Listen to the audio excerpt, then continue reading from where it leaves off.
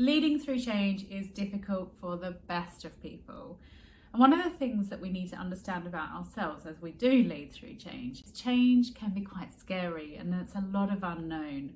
Changing a behaviour, changing a habit, learning a new skill, or just constant evolving because of external factors means that you yourself are learning constantly. And sometimes it's good to reflect on the competency model. And by this, I mean the conscious competency model. We start at a place of unconscious incompetency. So we don't know what we don't know. So unconscious incompetence, we're blissful, ignorant, hoping for the best, and we just don't know what we don't know.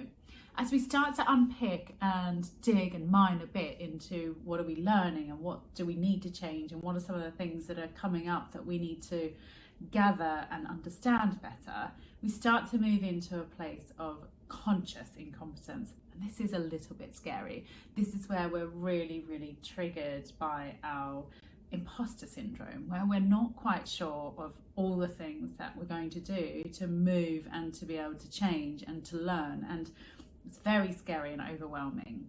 And this sparks a little bit of anxiety as well for a lot of people, because you just know there's so much you need to learn and you need to work out and work through and change. And sometimes it's about taking small steps so that you can build up those skills. It's not about trying to do everything all at once, but what's one small thing that you can start to learn and develop and gain more confidence in that one thing to then build on to the next thing. And then you get into this stage where you are more competent. So you're consciously competent.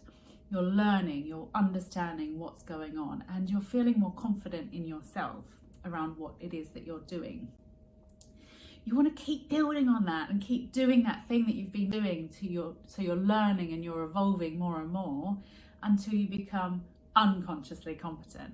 And that's the stage where it becomes second nature. So the more that you're able to understand just small steps, do one thing at a time and build on that so that you become unconsciously competent, you will then learn more. You'll be able to then go back to that first stage again of conscious incompetence, where you're able to keep learning and developing, and you're growing and growing every single day. This then will enable your teams as much as it enables you. I know it's a bit of a tongue twister, but start to feel comfortable with just taking small steps. The more you can learn little bits at a time, the more that you can change little bits at a time rather than trying to do everything all at once, the more you're going to get to that point of autopilot and being unconsciously competent. Wishing you all the best for change and everything that you've got to do this year.